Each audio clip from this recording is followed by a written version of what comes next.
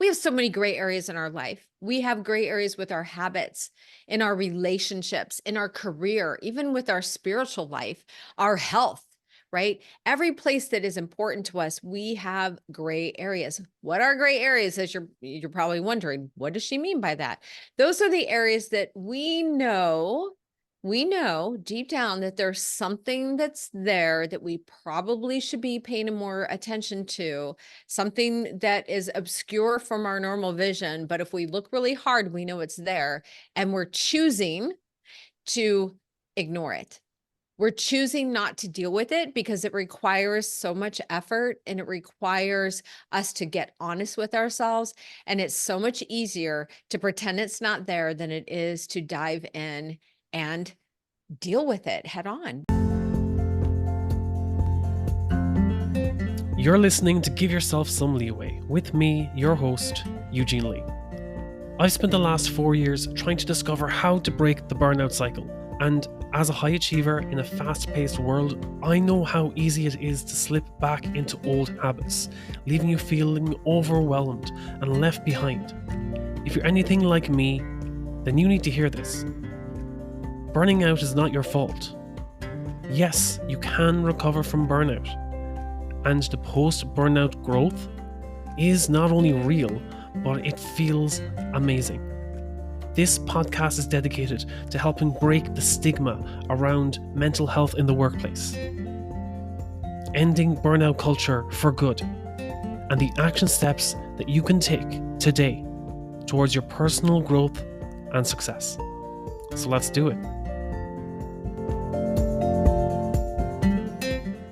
Gray area drinking. I feel that's a category that a lot of us either experience ourselves or we know someone close to us who blurs the boundaries between a social drink and being physically dependent on alcohol.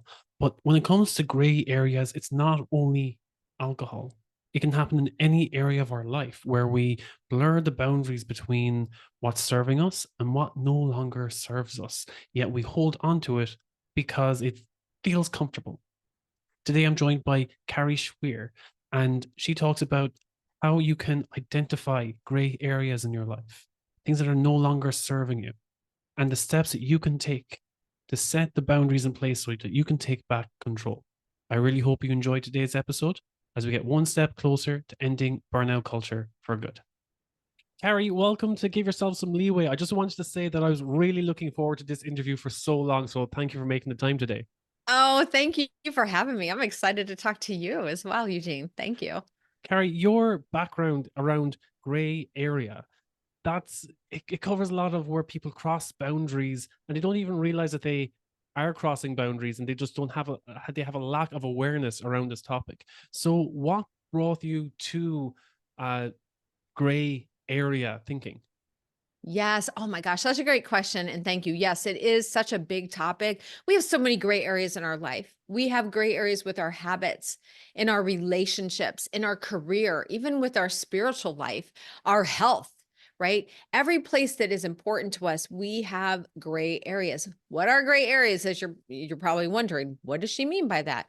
Those are the areas that we know deep down that there's something that's there that we probably should be paying more attention to, something that is obscure from our normal vision. But if we look really hard, we know it's there, and we're choosing to ignore it. We're choosing not to deal with it because it requires so much effort and it requires us to get honest with ourselves. And it's so much easier to pretend it's not there than it is to dive in and deal with it head on, whether that's with relationships. Maybe you're married or you're with a significant other and you're roommates. You're not even really like friends. You're just like, oh, hey, how's it going? Is that how you want to treat your spouse or your significant other? Maybe it's in your habits, like drinking, and we'll get more into that. It could be in a number of things, even with our health. We know we probably should lose some weight and work out more, but yet we're choosing not to because it's just easier to have an extra donut instead of thinking about going to the gym, right? It's all things that we do. It's behavioral based. for the Yeah, most the part. three areas I always think of, it's always health, wealth, and relationships. And these are the three Absolutely. areas that people tend to turn a blind eye to. It's like if it's your Yes. health, it's like, oh yeah, really should. And I see my friends going to the gym, but I really don't have the time for that. It's a bit out of my comfort zone. Or in your relationships, there's a lot of red flags coming up, and you're like, yeah, but I'm kind of comfortable with the way things are now. I'm kind of just getting used to it. And the same with wealth or finances. And you're like, oh, I've really been in a tight spot, or I always resort to retail therapy, and but that's the way things have always been. And I found my Yes. ways around it. And it's kind of Yes. like blurring the boundaries about what's helping you and what's no longer serving you, and kind of Exactly. going with the flow of what's comfortable. Exactly. And that's just it. It's comfortable. It's so comfortable, whether it's working for you or not. It's comfortable to stay in that place. And, because like I said, it's easier than actually doing something about it for sure. I like that. You gave some good examples there, Eugene. Yeah, again, that's just speaking from my own experience, because a lot of the time you have people who have coping mechanisms or self-sabotaging behaviors. And Yep. when you point it out to them and you're like, this does not serve you in any way, it's actually holding you back. And they're like, oh, but I've been doing this since I was a kid and it's all Yes. I've ever known. So if I change that, that's going to change part of my identity. Oh, And they you just just hold onto it. yes, I'm like, yes, yes, yes, snap, snap, snaps for that one. You just nailed it. It is all about the identity. You just hit the nail on the head, which is what we were going to rise up to, but you got right to it. Truly, what we do, our behaviors are stemming from what we believe about ourselves. And so, whether it is, whether you think or believe that you deserve to have something, a lot of times that's why we self sabotage because we know we're meant for more. Of course, we're meant for more. But for whatever reason, you've always done it this way. You've always done that. Your parents did it. Your friends have always done it. Why not you? Right. So we say these things to ourselves out loud. I've always been this way. I've always done that. That's how we've always done it. And that becomes your guiding north. That becomes your identity. And when that happens, your behaviors, self-sabotaging or not, are going to follow.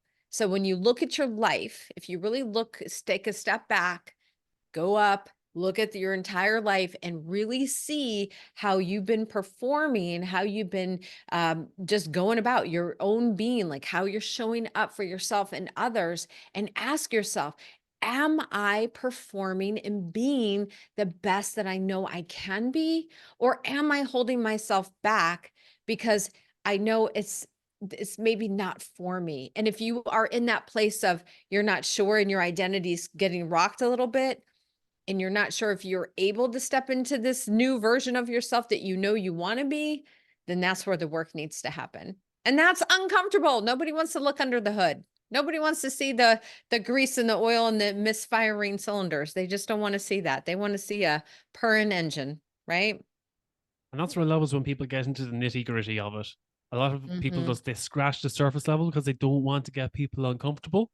What was that like for you to get this awareness around gray areas? Because I think often we Yes. just scratch the surface and we're like, "Mm, I know there's an issue there, or I know I have a problem with that, but oh, I know if I go down that rabbit hole, it's going to bring up a lot of things, and that's going to be seriously uncomfortable. So I'm just going to stay up here at surface level and be kind of aware of it, but do nothing about it." Yes. Well, I'll share my own experience. Back in 2014, I started questioning my relationship with alcohol. I was in a great area career, didn't really like what I was doing. I'd show up, I'd get paid decent. I did a great job. I liked what I did, but I didn't really love it. It didn't really fulfill me. And I was just kind of going through life, willy-nilly it, not really caring. And I knew that I wanted something different, but I didn't know what that was.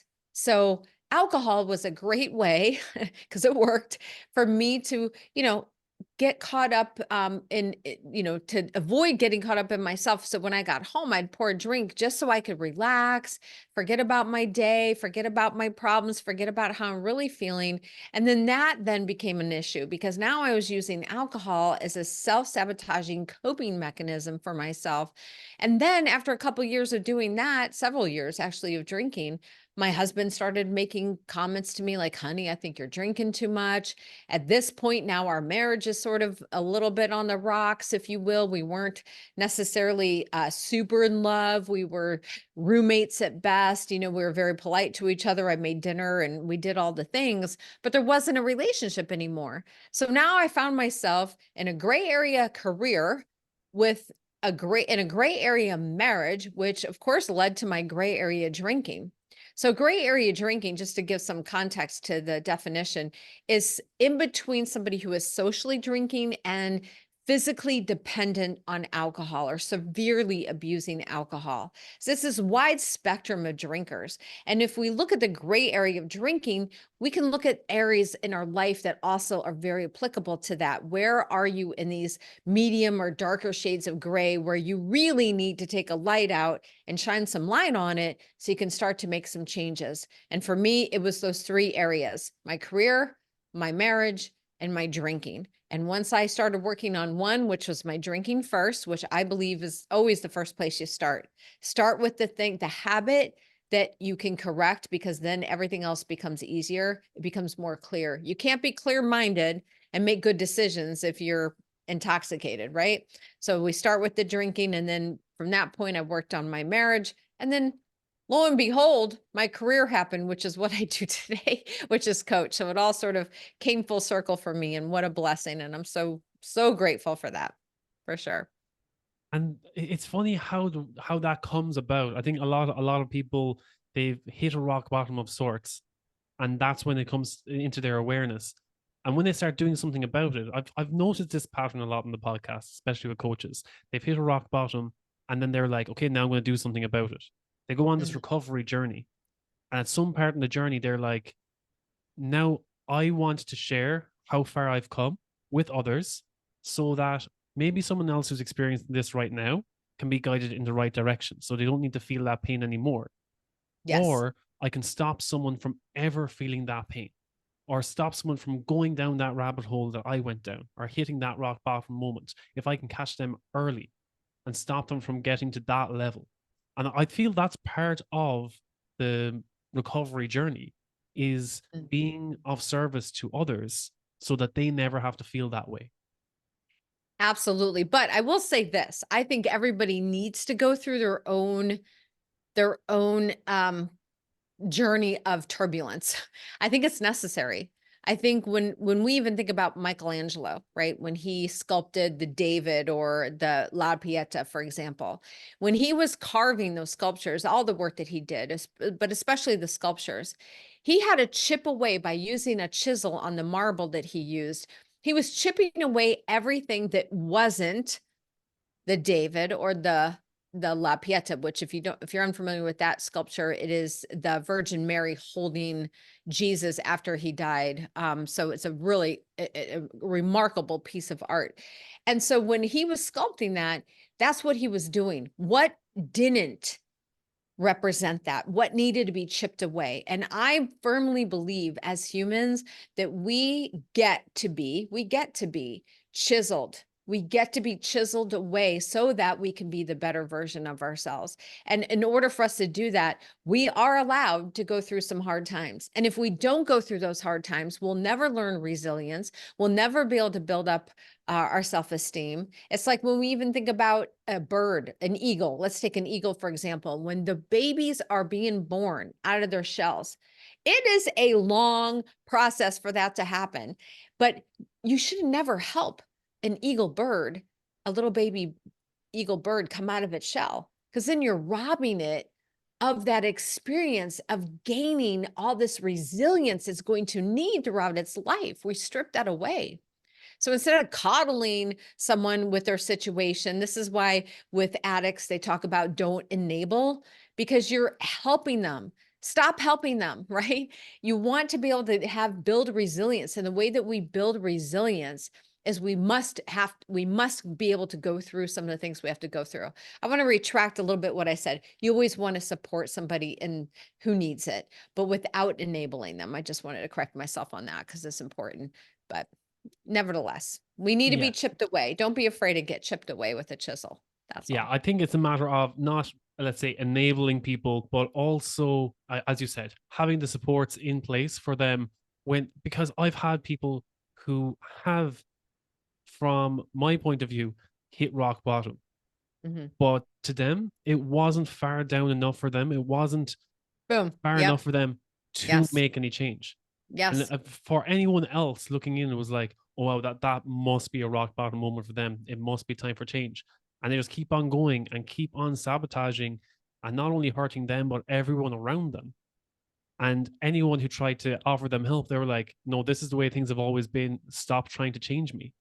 Yep. And it just becomes this Cycle. downward Mhm. spiral. It's Mhm. just this self-sabotage cycle that you have to almost, you can, let's say, reach out a hand to them and say, Yes. look, I'm here for support when you're ready. Yep. But at the same time, a lot of them just don't want to accept that help. There's the That's right. taboo around reaching out for help makes you look weak. And that was Mhm. something that was conditioned into some people from a young age. And then they just keep on going on this downward spiral. And that's heartbreaking as well for their families. Absolutely. Yeah. And so when we're talking about someone reaching out for help for the first time, that's a different story. But I have an acquaintance in my life that, when he ended up relapsing from alcohol, it was bad. It was very, very bad. And I've never seen anything like it. I because I don't coach people who are severely abusing alcohol, so this was foreign to me in a way. And when I saw how terrible alcohol had destroyed this man, losing massive amounts of weight in just, 2 weeks time, almost died, almost lost everything, checked himself into rehab through, people encouraging, and then checking out just a couple days later, and then falling back in the same trap just a couple months after that, and has done that yet again. So it's at what point does it take for that person to finally get to their place of enough? And I think that's it for any gray area that we have. We need to find our own place of enough. We have to be willing to say, this is it. I can't take it anymore.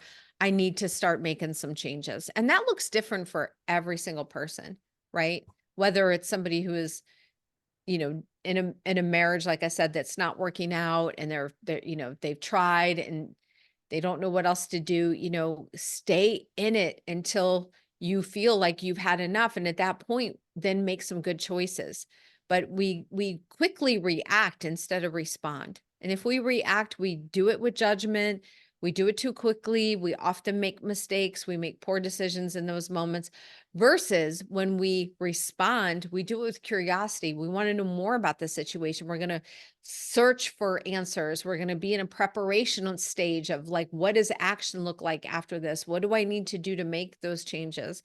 And that's where you need to be in order to be successful of moving out of a gray area in your life. Yeah, I think it's, again, as you said, having the intelligence to respond rather than reacting on emotions. I think one of my coaches always says that when emotions are high and intelligence is low. So it's when you have that spike of emotions, you're reacting on emotion, and sometimes when you're in this gray area, your emotional state is not very stable anyway. So you're not able to make clear decisions, clear life decisions.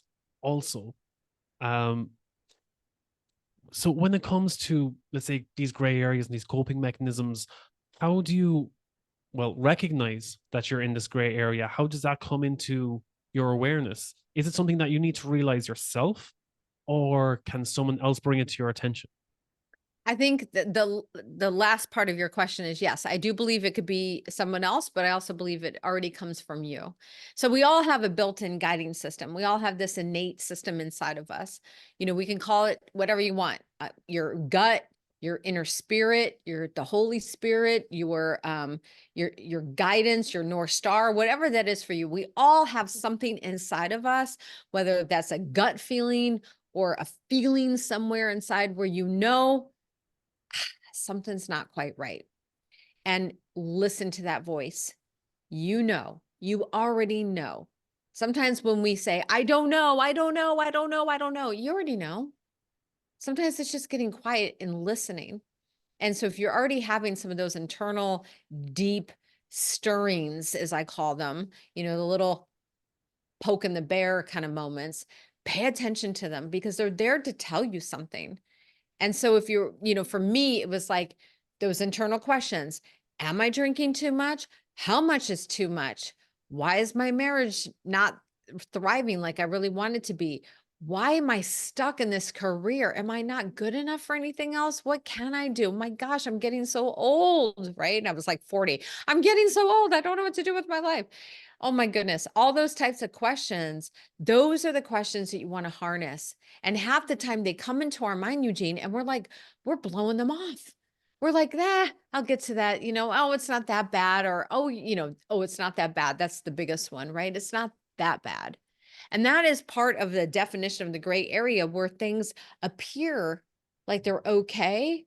They're not so bad. So you're on this balance beam. And so when things are bad, they're really bad. But when they're good, they're really good. So you're just ebbing and flowing between these two states instead of fixing or addressing the problem firsthand. And now that's no longer a problem. And now you're elevated. Not only are you elevated, but now you can step into this new identity that you want to be instead of saying, but I've always been this way. But I've always been this way. Right? Because that's a really hard place to come from. So with me, what I do with my clients is I really work on what's your identity now?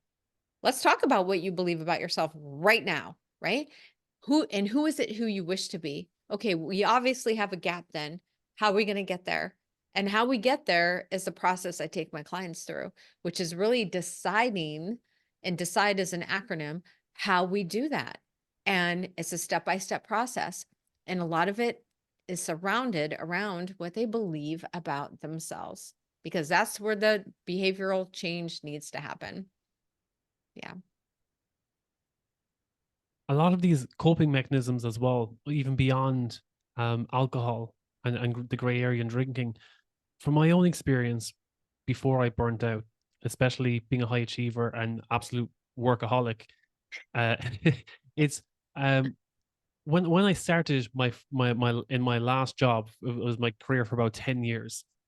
I started from a place of high enthusiasm, and I always had high energy. I was a student coming into my first full-time job, and I was high energy, always getting work done, 12-hour shifts, no problem. But as time went on, that high level of energy started to wane, and I Yeah. had to compensate for that. Um, that slowly the ebb slow the slow fading of the energy with caffeine. And so it Mm. started off with, okay, I'll have a can of Red Bull to get me through the day. And next thing it turned into, and it's hindsight is 2020, but when I look back at it, it got to a point where the back seat of my car had like 3 cases of Monster Energy cans. So I had about like 40 cans in the back seat.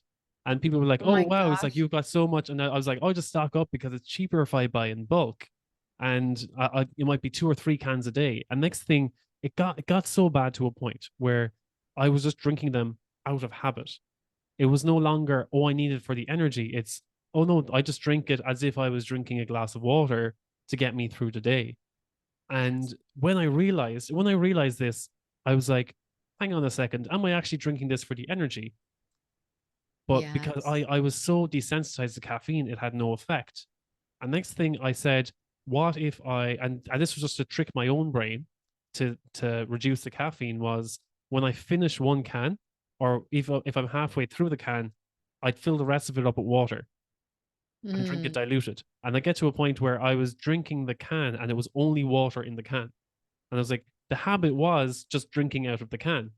It was no longer to do with the actual energy drink.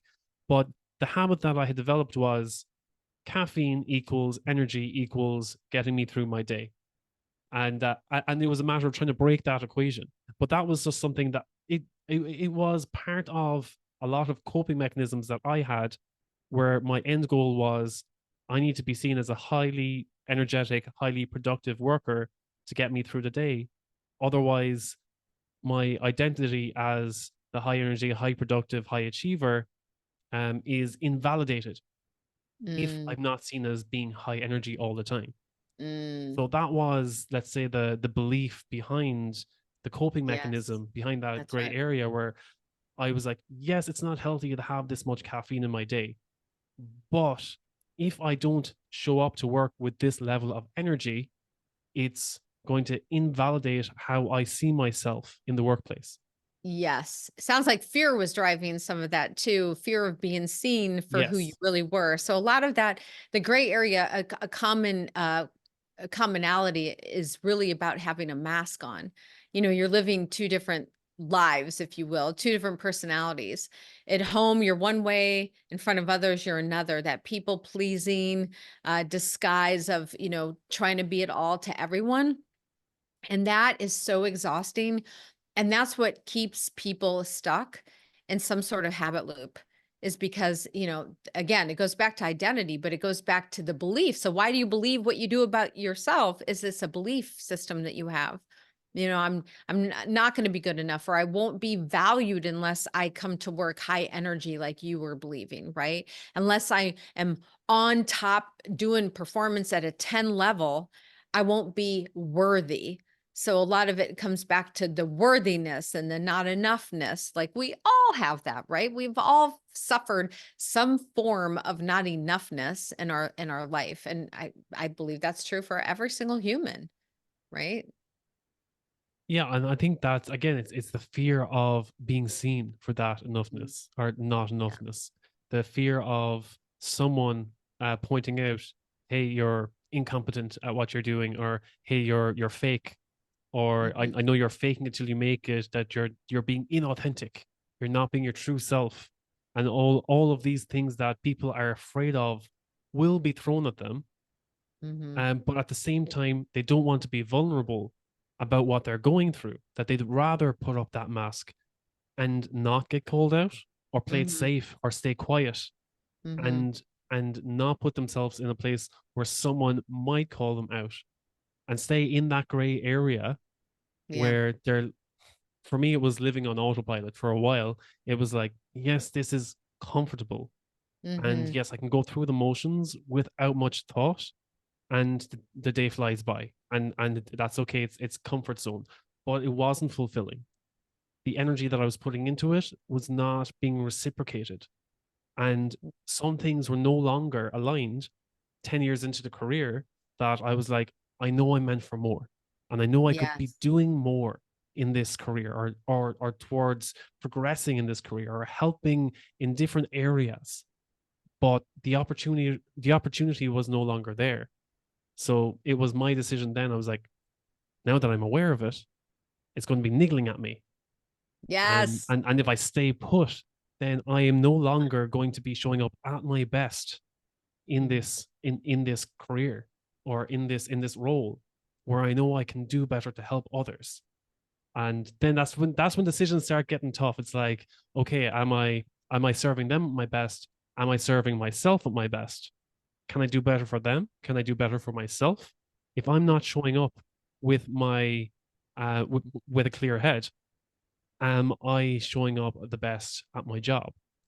And Yes. then and then it's becoming aware of, okay, what am I using as coping mechanisms, or what am I using to um, get me through the day when I'm trying to, let's say, block out something else, if that makes sense. It's Mhm. it's it's something like, I know I'm no longer aligned, but what am I doing to get me through the day, to fulfill me in some way? Maybe something that's an outlet or a coping Mhm. mechanism, or maybe I'm self-sabotaging myself in some way to be like, no, you stay in your comfort zone.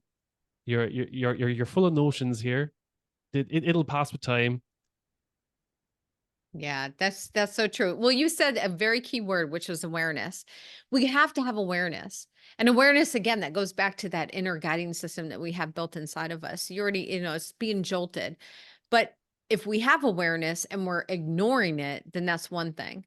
But when we have awareness and we pair it with intentionality, now we can do something, right? When we have action, when we have intentions, when we have the awareness, now we have somewhere the awareness to go. And that means we can make some progress. So we can't just ignore it, because ignoring it's never going to work ever. It's always going to be there, right? We have to address the situation. We have to address the monkey that's in the room. And the sooner you do it, the faster you're going to move through it. And I promise you this, there'll be another gray area waiting for you, right? Because we always have a gray area somewhere in our life. Whether that's with health and our body and how we feel and our mind and our spiritual walk and just what, like I said, career, your habits, there's always something that we can be working on to strive to be a little bit better. And that's the goal, Eugene. It's 1% better every day. What can we do? What are intentions that we can be doing every day to get us to where we want to go? Yes, I love that. It always comes back to the 1%. That's everything that I've always. It's the marginal gains. Over time, Yes. it's like It what's the adds one up. one thing I can do? Exactly, it all adds up. It's like one step in the right direction is the thing. Yes. It's trying to find Yes. what's the one step in the right direction. And Yes. for me, with give yourself some leeway, it's always about taking a step back and what's the smallest step that I can take today that Yes. if I was not to do it, it would seem almost more difficult not to do it today. Something Yes. that's almost so ridiculously simple that Yes. if I didn't do it, it would feel like, oh, that was a waste of time that I didn't take the time to do that today. For example, two of my most simple steps that I always recommend to people, and they're like, oh, I could do that any day. That's so simple. I could do that any day. Why are you recommending? Because they don't do it. And the first one is to start your day with a glass of water. You're hydrating your brain. You have a clear mind. If you don't hydrate your brain, you're not going to have clear decisions. So if you start off your day and that's your one win is to have that glass of water, then every other decision you're going to make today is going to be one glass of water clearer. And they're like, oh, that's so simple. I'm like, okay, great. Try it out for a week. See how you get on. See if you miss any days. And I'm lighting up over here because that is one of the first things ask my clients to do when they work with me is I want to hear about their day-to-day schedule. And I said, tell me what the first thing is you do in the morning. And I often get, oh, I go start my coffee, I turn on the news, I'm scrolling through my emails, and I'm like, oh, no, no, no, no, no. We're not doing any of that. We're going to start with a full glass of water for the same reasons. We need our sleep to repair ourselves, and that's when our body eliminates our toxins and it cleans itself. So like you said, when you drink a full glass of water in the morning, you're nourishing your body, you're nourishing your brain, you're giving yourself energy, and you're rehydrating, which is so important. And then I go on to tell them, I really want them to avoid their phone and all electronics for the first 30 minutes. That is a time for them to pour into themselves, whether that's with movement, exercise, journaling, reflecting, praying, meditation, whatever. That's such a great time to fill your own cup before you give your power away to anybody else on the other side of a screen. Please start doing that for yourself. If that's one thing you take away from this interview today, as that I hope that rings true for a lot of people, that they'll do it, that Yeah, they'll really 100%. do it. It's and it's those simple things. You just tell people to focus Yes. on themselves. It's like straight away Yes. their energy goes straight on to, oh, what if someone emailed me during the night? It's like they can Who wait an hour. cares? They can wait. You sleep in an extra hour, and they won't know the difference. But you get up and you Yes. spend that hour for yourself. The second thing I always tell them is that when they go to the bathroom or whenever the first time they look in the mirror, to smile at their reflection Mhm. because they Yeah. start off their day with one smile. And if one person, the only person that looks back at you and smiles that day is your reflection, you started off that day with one smile. That's a win for Yeah. you. Any additional smiles that you give to other people and that they give back to you is a bonus. Yes. So you start off with one smile and it's just to yourself. And then at least you wake up and say, okay, positive psychology, someone will smile at me today. Yeah. And there's like, okay, is there like, what if I try smiling at someone else? And it might be a bit uncomfortable at first because you're not used to it, because Mhm. you haven't been smiling every day. You haven't been smiling at your coworkers. What if you started smiling more when you were with your partner, with your family, with your friends, with your colleagues? How will that brighten up your day? And it all starts with that one smile in the bathroom mirror. Yes, it reminds me of Mel Robbins' book, High Five, like high five yourself first thing in the morning. And I think there's something about that. And I do believe with positive psychology to look at yourself, not only just smile in the mirror, which is I love that, by the way, Eugene, but also to say, I love you. I'm proud of you. You're amazing, right? When we can really say those things in the mirror to ourselves, oh my gosh, it's not just, your brain at first might go, this is BS.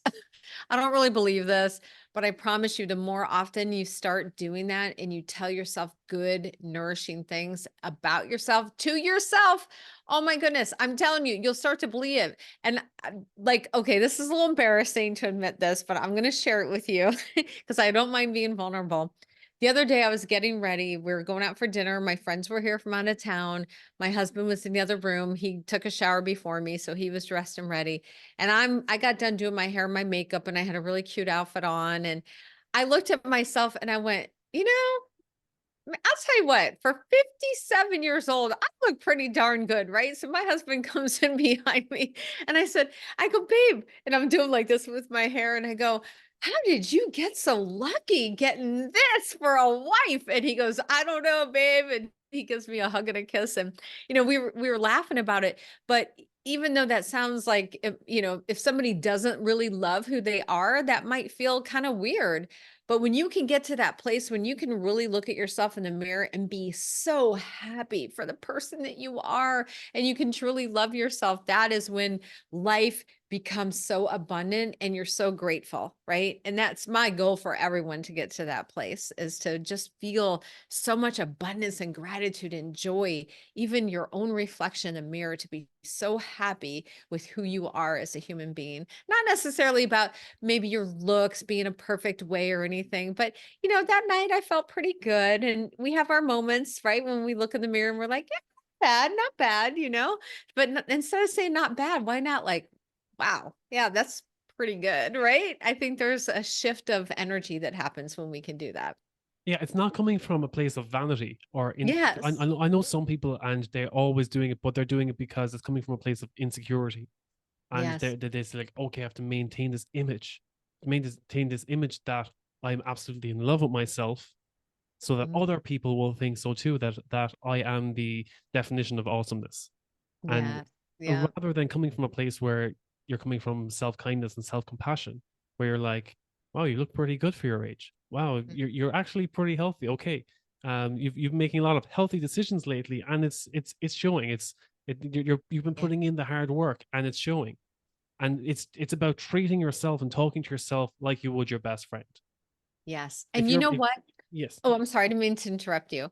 Um, I'll go. So I think it has a lot to do with when we feel really good, healthy, and it shows on the outside then. And I had somebody, I think it was last year, that I hadn't seen her in about 6 years. So it had been a while. And she said to me, how do you keep looking better and better the older you get? I don't get it, Carrie. Like, what is your secret? And I'm like, I wish I could tell you it's this magical secret. But the secret really is that I feel so healthy and good, and I'm at peace with myself. I'm in a great place. Am I exactly where I want to be? No. And thank goodness, because I still want to be able to grow, right? I think we always have room to improve and grow. But that was the differentiator over the last several years. Is I don't drink, I don't eat junk food, I exercise regularly, I pour into myself every day. It's all those little things added up, which are reflected not only in my hopefully in my myself as a human being, as a woman who serves others, but also the looks, right? I still want to look good. Of course I do. So I think that's part of the whole package. Is when you feel really good, it radiates outwardly. And that's what everybody should be striving for, is for them to feel internal peace and joy and gratitude inside, and everything else will take care of itself. And I think another part of that is also when someone compliments us, that we feel comfortable accepting that compliment from them. Be like, oh, Yes. thank you so much. Because You. oftentimes people they go on the defensive and they're like, oh no, and they start I talking know. down, and it's Yeah. just like, oh, you look really good. And it's like, oh, it's just my makeup. Oh no, it's it's oh, it's like, are you wearing your glasses? And they self-deprecate as Yes. a way of defending themselves, or Yes. to Why? so that the compliment comes across as a humorous, rather than Y- accepting the compliment, being like, oh, thank you, I really appreciate Yeah. that compliment, and kind of reciprocating it back as thank you for supporting me, rather Yes. than throwing it back as humor, that how why would you compliment me? Yes, I love that. It's so true. And truth be told, I was that person that if somebody complimented me, I'd be like, oh, yeah, I would find the reason, like there was an excuse for the fact that I might have looked decent that day. Like you said, oh, I got a new haircut or I have, it's a new outfit or whatever, instead of just saying simply, thank you. I appreciate that. And it took some time, but I got to tell you, after practice, you get pretty good at it. So I like that as a tip. Thank you for sharing. Yeah, of course. It's just these things that come up. It's like when it comes to, again, we said self-awareness and self-compassion. These are Yeah. things that are often overlooked in our lives. And Yes. that's where the self-sabotage and the coping mechanisms come in, because we're not paying attention to ourselves. And Hmm. we're not talking to ourselves as we would our best friends or our Yes. partner. And Yes. if we treated them that way, if we treated our relationship with them the same way that we treat our relationship with ourselves, it wouldn't last. That's right. So I That's think that's right. a matter of people need to invest more in themselves and have that awareness of how they treat themselves. Because I mean, Mm, we only get the one vessel, we only get the one body, and that's I supposed to know. carry us through life. And how are we treating that? If we treated our bodies the way that we treated everyone else's with the same respect, Mhm. imagine how we would be, how we would turn up in the world. I know. Gosh, I wish I could go back to my 20s and do that all over again because I was pretty brutal on myself. But I mean, we make mistakes. Sometimes we overeat, sometimes we do things that aren't good for us, right? And thankfully, our body can rejuvenate itself for the most part. But there are some things if you do it over a period of time, like unfortunately, I was a cigarette smoker for quite a few years, like 3 decades, which is a long time. And I look back on that span of time that I wasted. And I wasn't a heavy smoker, but nevertheless, it still counted, right? And I'm like, "Oh, man, I wish I wouldn't have done that." But here we are, and it is what it is. And I even said to my husband, I quit many years ago, well, about 15 years ago, and I'm like, "Thank goodness it's been that much time." He goes like, "Babe, it's like your lungs are back to if you were never a smoker." I said, "I hope so." Like, I really do believe that that's true. And I hope that that is true. And I feel like I'm super strong with my capacity and whatnot. But still, we need to be careful because eventually our bad habits do catch up to us, or can anyway. Yeah, I think it's again, and you kicking the habit as well, it's coming from a place of you knew you could get better, rather than Yeah. some people, they're like, well, I've been doing this for so long, Oh, yeah. it's not going to make a difference if I stop now. Or if anything, it's like, oh, I know a lot of people and they've been trying to quit smoking for so long, and Hmm. they're only in their 20s, early 30s, and they're like, oh, but if I quit now, I know that I'm going to have like a really bad lungs, or I'm going to be coughing everything up for like the next 3 months. And I don't want to do Oh, that that's going into, not true. and they're like, I don't want to do that coming up to Christmas, or I don't want to Yeah. do that. My birthday's No, next month. I don't want to be like that. And it's like, how long are you going to leave it go until there's always going to be another holiday? There's always going to be another event that you don't want to that's look right. like you're not at your best at. Or That's do you right. really think you're showing up at your best with something that is taking so much from you? What is the cost? Most of my clients that come to me are business owners or executives that are in a high position that drink too much, right? They're in that gray area drinking, and it's a great avenue for them to come to me rather than going a traditional route. They don't need recovery, they need discovery. So that's why they'll come to me. And far too often they'll say to me, "Carrie, I started writing you a message or schedule an appointment with you, and then I backed out." I had my one client right now, who's a year-long client with me. He told me 6 times he went to set out to send me a message and deleted it because he said Christmas was coming up or my son's game was coming up or we were going on vacation and there was always something in the way. And and it's funny because this is our human psychology. This is what we do. Well, I'll just get through that, then I'll deal with it. But that getting to through it and getting to it just keeps the it keeps getting pushed back, pushed back, pushed back instead of just saying, okay, I'm ready now. You're always going to have like you said, always a vacation's going to be there, always going to have an event, always a wedding. There's always going to be an excuse to drink or smoke or do something you necessarily shouldn't be doing. And the timing will never be perfect. The timing is now. And that's when, if you've been thinking about it, this is definitely for somebody who's already, you already got those internal voices speaking to you. There's no better time than now. It's not going to get better or easier. I've always had people who've come with that again. The same thing is like, oh, there's always an event coming up, or this is the way I've always been, and they try to justify their coping mechanisms and their self sabotage that how it's serving them.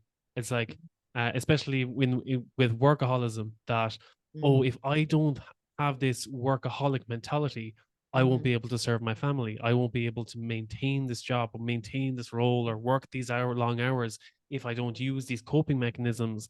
And I'm like, yes, but at what cost? How are you showing up to your work colleagues? How are you making key decisions? How are you showing up to your family outside of work? You're probably a Yeah. stress ball most of the time. Are Stressful. you really present with them? Yeah. And it's when you take those things into account, it's like, are you always like focused on your work emails when you're around your family, when you should be able to switch off and be fully present and enjoy those moments? And a lot of the time people are like, and when that's brought into their awareness, they're like, yes, but now isn't the right time for me to change because I've got a big promotion coming up, or now isn't it the right time for me to change because I have a key decision to be made and I'm on, let's say, a sprint or a fundraising sprint. And rather than focusing on, hang on, if I became aware of what I needed to change and started making increments towards that change, Mhm. is there a chance that I could show up better Yeah. for my family, for my friends, at work? And it's when that isn't brought into their awareness, and when they have the old habits that they think are serving them or they justify them in some way, it's about trying to help them to see the bigger picture in some way as well. That that starting anytime is the right time to start, but you might as well start now as start Mhm. 10 years from now. It's like, Yes. what is the cost of not starting now versus what is the cost of just taking the time and at least becoming aware. Have it in your awareness, plant that seed and see where it takes you. Yes. The cost of inaction is quite often way more than just doing the thing now. That is for sure. Yeah, I use an acronym. It's my own model of change, decide model of change, and it's the D. The first D. I'd like to run through it really quick because I think it's applicable for any gray area. It is applicable for every gray area. The first D is having the desire to want to see a difference. Right. The desire is the catalyst for all change. You have to want it, right? But it's not enough. You need more than that. So the E in decide is exploring why. Why is this important to you? Those reasons are often of deep value. They have to be something of deep value. They're the guiding north that's going to get you through the first time you get knocked off of, your decision to move forward. That why better be strong enough to hold you in there because you could be tempted. You're going to want to fall back into old patterns. That why has got to be right in front of your face at all times. So exploring your why is huge. And exploring means just that. We're not just willy-nilly and looking for the reason. We want to know deep rooted reasons why. That's why it's exploring your why. The C is having commitment to yourself. You got to be 100% commitment. And commitment, it means investing in yourself. It means time for yourself. It means wanting accountability for yourself. Like commitment has to be 100%, not 98. Because if you allow yourself that little 2% backdoor opening, you're going to take it. I'll give you a quick example on that. Somebody who might want to work with me for drinking might say, well, Kari, I only want to quit for 30 days. And, I want to see if I can go back to moderating drinking. That's leaving a back door open. That's not being 100% committed. Right. So that's a gray area for me when I hear somebody say that's a red flag. Red flags are gray areas, by the way. You can look at it that way too. The I is identity. All about the identity shift. You got to be willing to move into a new identity. How do we do that? Through daily habits. That's the second D. We have to implement new habits. And the last letter, the E, the last D is everyday effort will get us there. Everyday effort leads to an expanded version of ourselves. So we have to be willing to put in that effort. And that's the decide model of change that I take all my clients through. But that's important when we are looking to make significant progress in our life. We have to have those steps. And if anyone decides to work with you, what's the best way for them to get in touch, Kari? My website, GrayTonic, by the way, GrayTonic.com. Gray is spelled with an A. I live in the States, right? So the United States, I think, is the only You country should that probably spells buy gray with that an A. domain as well with the E, just to be safe. I do actually own I own GrayTonic with the E.com, but I don't think it's going anywhere. It might. I think if you do plug it in, it might go to my regular site. But anyways, it's GrayTonic.com. That's the best way. You can book a call with me. Or LinkedIn. I'm a big LinkedIn fan. Find me on LinkedIn. I'm the only Kari Schwear. I'm the only Kari Schwear on social. I'm so easy to find.